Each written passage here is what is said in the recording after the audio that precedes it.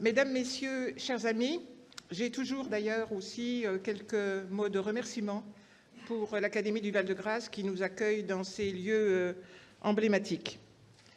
Chaque journée de la Société française de médecine de catastrophe est l'occasion d'un partage sur des thèmes qui fascinent notre expertise en médecine de catastrophe.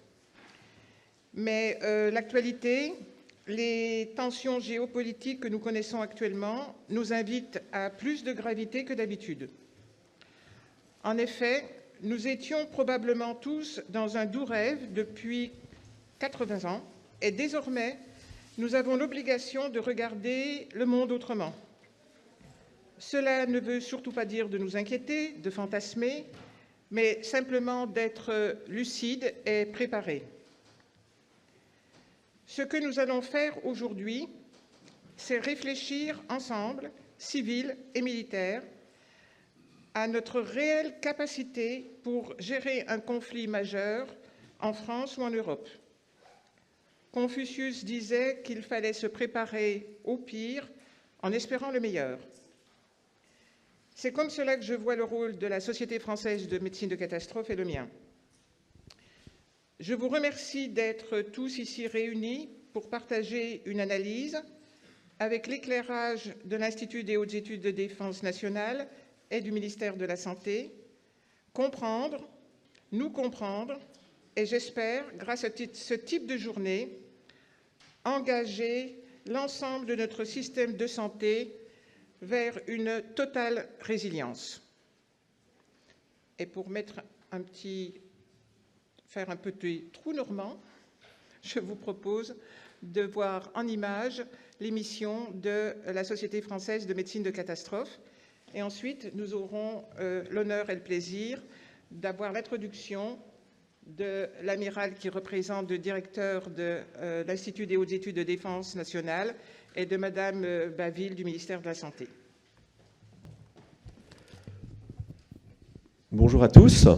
Je suis très heureux de m'adresser à vous au nom du général de Courrèges, qui, comme ça a été rappelé, est le directeur de l'IHEDN et il est aussi président de l'Académie de défense de l'école militaire, fonction dans laquelle j'ai l'honneur de le seconder. Alors, je voudrais remercier d'abord la Société française de médecine de catastrophe d'avoir organisé ce colloque. Et je salue aussi l'Académie de santé des armées avec qui notre académie entretient des liens très étroits.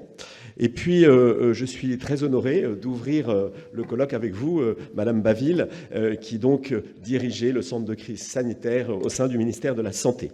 Alors, le thème que vous avez choisi, conflit armé, répondre ensemble, enjeux et mobilisation civilo-militaire. Je crois que dans ce thème, on ne pouvait pas choisir un thème plus opportun, et je crois que le mot essentiel, c'est ensemble. Pourquoi je dis ça? Parce que les armées seules, aujourd'hui, ne peuvent pas grand-chose. Et donc c'est de ce lien avec toute la nation, et notamment dans le domaine de la santé, qui fera notre force et qui fera que le jour J, s'il le faut, nous serons prêts. Alors, je commencerai un petit mot par le constat. Le constat, aujourd'hui, je ne vous ferai pas en 2 minutes un constat géopolitique mondial, ce serait forcément un raccourci. Je reprendrai simplement quelques traits de la revue nationale stratégique qui donne le cadre. Elle a rassemblé tous les experts et elle a été mise à jour au mois de juillet dernier. Elle a été publiée. Vous pouvez je vous exhorte à la lire. Elle décrit tout ce que vous connaissez, une menace russe, bien sûr, aux frontières de l'Europe, sans pour autant que les autres menaces aient disparu. Une désinhibition partout du recours à la force, un délitement des cadres de sécurité, l'ordre international, bien sûr, qui est remplacé aujourd'hui, on le voit, par la loi du plus fort, une incertitude dans la relation transatlantique, tout ça parallèlement à une révolution technologique qui change la donne sur le champ de bataille. Et finalement, si je cite la revue stratégique, j'ouvre les guillemets, elle met les Européens face au risque de guerre et également à l'isolement stratégique. Et puis, cette revue nationale stratégique rentre un peu dans le détail et elle explique que si la menace d'une guerre conventionnelle sur le territoire national reste peu crédible, en revanche, je vous cite, l'hypothèse d'une participation des armées françaises à une guerre majeure de haute intensité dans le voisinage de l'Europe et le risque d'actions concomitantes déstabilisatrices de nature hybride pour la sécurité intérieure de la France atteignent un niveau inégalé depuis la fin de la guerre froide. Fermez les guillemets. Et donc ça veut dire que pour justement ne pas avoir à subir, eh bien, il faut se préparer. Comment s'y préparer? Bien sûr, sur le plan militaire, c'est le rôle et c'est la fonction des militaires, mais la vraie réponse, je vous le disais, elle est ensemble, en faisant nation, et cela va de soi quand son territoire, quand le pays est envahi, on le voit tous les jours avec l'Ukraine, qui effectivement tient, grâce à le soutien de sa population, qui accompagne et qui soutient l'effort de guerre, mais c'est aussi valable pour une guerre de haute intensité qui engagerait la France et qui serait à l'extérieur de nos frontières avec des conséquences à l'intérieur de notre territoire. Cela nécessitera une capacité de régénération humaine et matérielle. Les armées, sans le soutien de la nation, ne peuvent pas grand-chose. Elles peuvent être ce qu'elles ont été pendant des décennies, un corps expéditionnaire, mais aujourd'hui, c'est plus à ça qu'il faut se préparer. Elles ont besoin du soutien moral de la nation, elles ont besoin du soutien informationnel, elles ont besoin du soutien industriel, la fameuse économie de guerre, elles ont besoin aussi de la réserve, et je salue ici tous ceux qui s'engagent dans cette réserve, et elles ont besoin bien sûr du soutien santé, et c'est l'objet de votre colloque. Tout ça pourquoi? Pour ce que j'appellerais la résilience de la nation. Résilience, c'est être capable de tenir en situation de crise, et que ce soit à l'IHEDN, que ce soit à l'Académie de défense de l'école militaire, nous travaillons à cette prise de conscience pour diffuser l'esprit de défense. Voilà ce que je voulais dire. J'espère que je n'ai pas été trop long. Et en tout cas, je vous remercie encore d'avoir organisé ce colloque qui est vraiment au centre des préoccupations aujourd'hui. Merci beaucoup.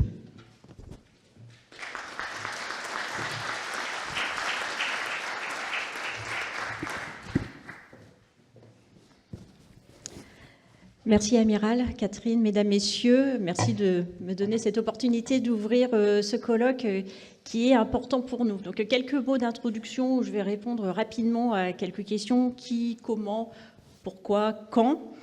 D'abord, qui sommes-nous? Moi, je suis donc Marie Bavy, je dirige le centre de crise sanitaire du ministère de la Santé. Ce centre de crise sanitaire, il est issu des enseignements de la crise Covid, mais pas que. Et il intègre deux grandes entités, une entité plutôt opérationnelle pour gérer les crises de manière opérationnelle, c'est le Chorus, et puis on a un grand pôle de préparation dirigé par Julien Toureau. Pour ce qui concerne le Chorus, vous verrez cet après-midi le docteur Aurélie Avondoré qui modérera. Et pour ce qui concerne donc la préparation aux crises, on a trois grands objectifs de travail. Alors bien sûr, on a le risque pandémique et le risque épidémique qui est notre première voie de travail.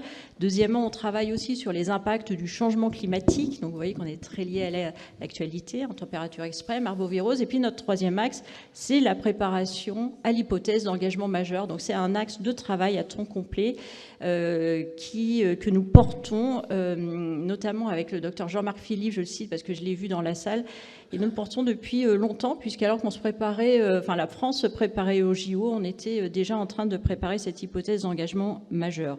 Alors pourquoi? Pourquoi? Parce qu'on s'adapte à l'actualité du moment, à la géopolitique. Je ne reviendrai pas sur les propos qui ont été tenus tout à l'heure.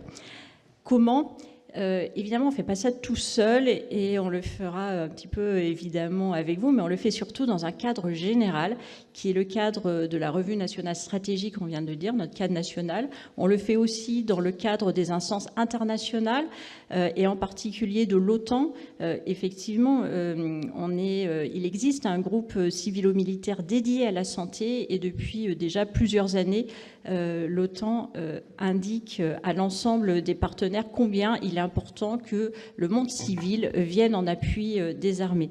Donc nous œuvrons main dans la main avec le service de santé des armées et l'ensemble des partenaires pour se préparer notre système de santé à l'hypothèse d'engagement majeur.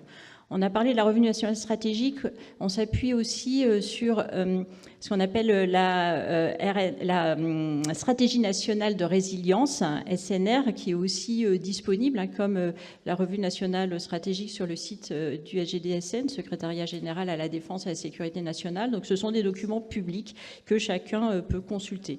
Et l'objectif global de l'ensemble de ce cadre, de l'ensemble de ces stratégies, c'est de préparer l'ensemble de la nation. Donc la santé en fait partie. Pour aller rapidement sur nos travaux, nous avons défini 4 axes prioritaires pour avancer dans le domaine de la santé.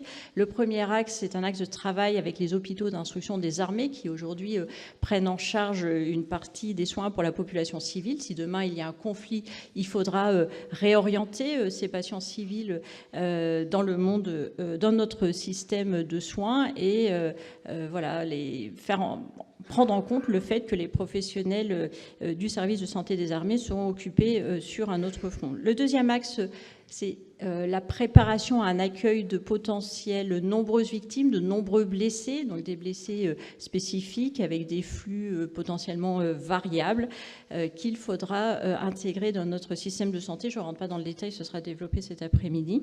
On contribuera, troisième axe, à organiser les EVASAN, donc le transport de ces patients depuis le front vers le territoire national, donc comme on vient de dire, qui serait plutôt une base arrière.